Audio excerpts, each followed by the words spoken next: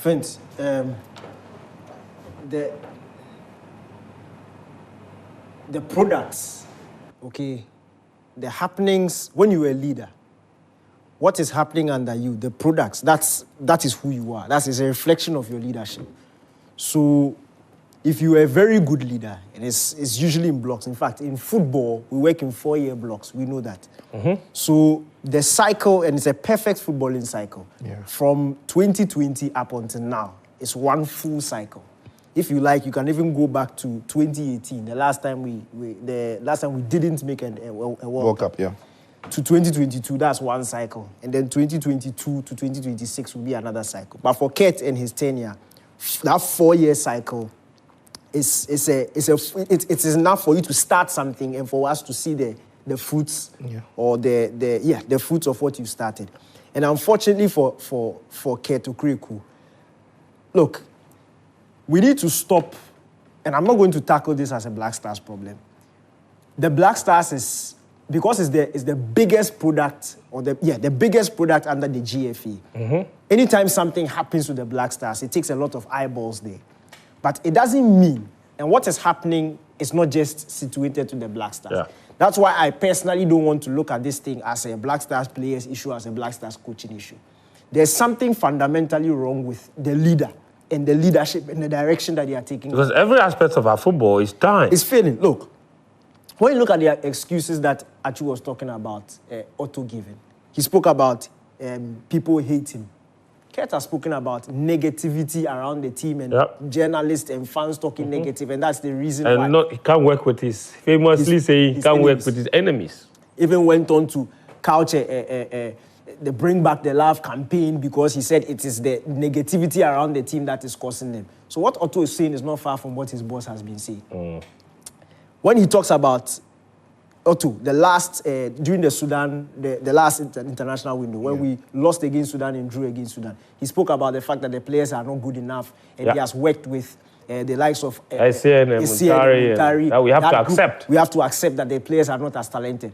When Kurt was talking to the Black Stars players, he questioned their talent level, their talent level. Yes. Saying that we have seen the likes of. We've seen the likes of, and also went ahead to say that players in Niger can't even make the team. Yeah. So 1-1 against Niger, like what are you talking about? And take it a couple of years back, he also said that we didn't have Messi, Ronaldo in our team. Exactly. Yeah. So again, what Otto is saying is not far from what his boss has been saying.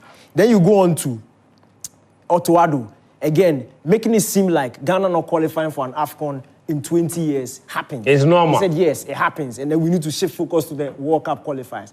What did the GFA president say? It's a temporary setback. So what Otto is saying is not far from, all the excuses he's giving, it's not far from what his boss is saying. So then, you see, when you have malaria, and it brings you headaches, and it brings you weakness, and you take paracetamol, it will alleviate the symptoms for a period, and then it will come back. If you don't cure the malaria, if you don't cure the root cause, the problem will keep on resurfacing. And that's what we are doing.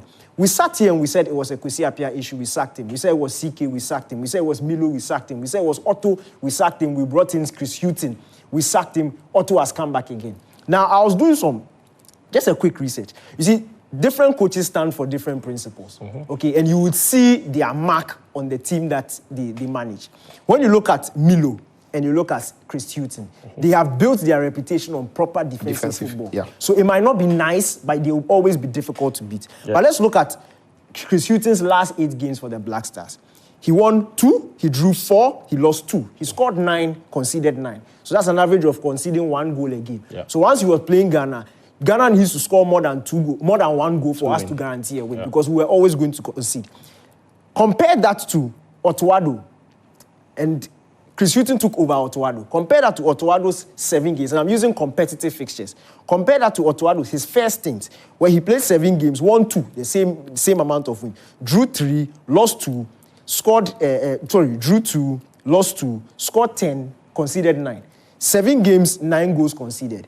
Chris Hughton, 8 games, 9 goals conceded. Basically a very similar result. 2 different types of coaches. Then Otto Addo comes back again. This is Otto Addo's 8 games competitive in this current stint. He's played 8 times. Otto Addo 2.0. 2.0. 8 games, 2 wins again, 3 defeats, 9 goals scored again, and then 11 conceded. So it is literally the same thing we are seeing over 3 different types of coaches, completely different styles. But it's the same results we are seeing, same type of performances we are seeing. And when you even push it to Milo, similar thing we saw under Milo.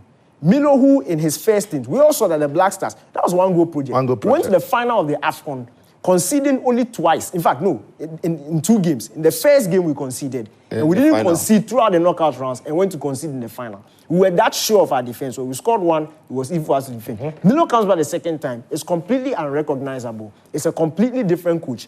And again, since Ketokreku took over the Black Stars, over 80 different players have donned the Black Star shirt. Yep. Over 80 different players, under 5 different coaches. We did the math. Over 80 players. Understand this. 80 different players. 11 players play 1 match. 11 players start a single game.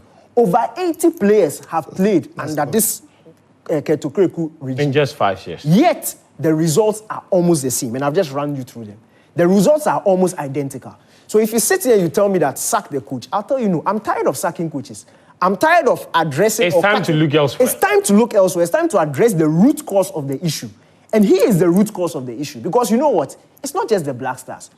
The Black Starlets, that's under 17 team. Since why do I keep saying Ottawa? Since Ketokreku became GFA president, the Black Starlets have not qualified for an under 17 AFCON. Now, under 17 AFCON is what qualifies you to the World Cup. We can't even, since Ketokreku. And we've hosted some of those qualifiers. No, more recently, yes. When we hosted the Wafu, we couldn't. We can't even qualify from the Wafu competition to the under 17 AFCON to get Let to the alone World Cup. To talk about. So this thing that is happening to the Black Stars, that has happened to the Black Stars the first time in 20 years, we are all alarmed. This has been the story of Ghana's under 17 since 2017. How many years this? Yeah. About 7-8 years. It's been their story. When you look at the Ghanaian clubs, just take, even under 20, they went and won 1 AFCON. We've only had 1 player be able to make Fatah into the senior team. The Meteors. And the Meteors. Their malaise continues. The Meteors have not played a knockout round fixture under Ketokreku. Since Ketokreku became GFA president, Black Meteors, Ghana's under 23, they've not even seen, they don't know what it means to lose a match and go home, knockout. They play 3 games and then they are out. The same can be said for the Black Stars. The Black Stars have not played, the last time Black Stars played a knockout fixture, Ghana was under normalization. It's been 5 years since Ghana played a knockout fixture at a competitive competition. You go to the league. It's been 5 years since we won a game in a competition. I don't care about winning. I'm saying that since you leave the group and then come home by knockout. You see, the sort of game where we know that if it doesn't end after 90 minutes, we are going to penalties. Extra time. The last time we saw that was 2019. Yeah. A completely against Tunisia.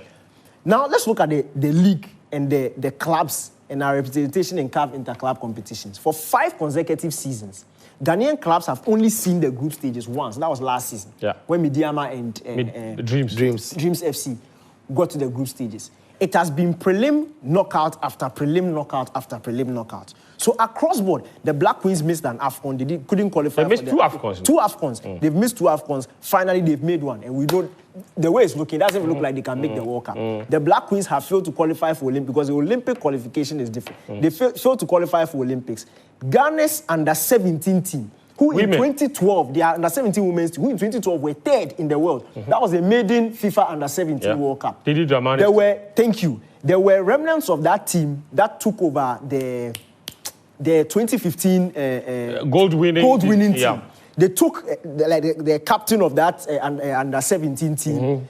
Priscilla Autry, those ones. Those girls went to 2015, went to win. Since then, under Ketokreku, they have now been banned for 2 cycles. Till today, we've not got an official statement from the G. Because of age cheating. Because of age cheating, which was caused by an administrative error from the FA. They have still not given... an intentional criminality that has not been punished. Till today, we've not got a statement from the FA. Because so when you are looking when you are looking at Otuado, and Otuado is telling you that it is because of negativity, his boss is literally doing the same thing.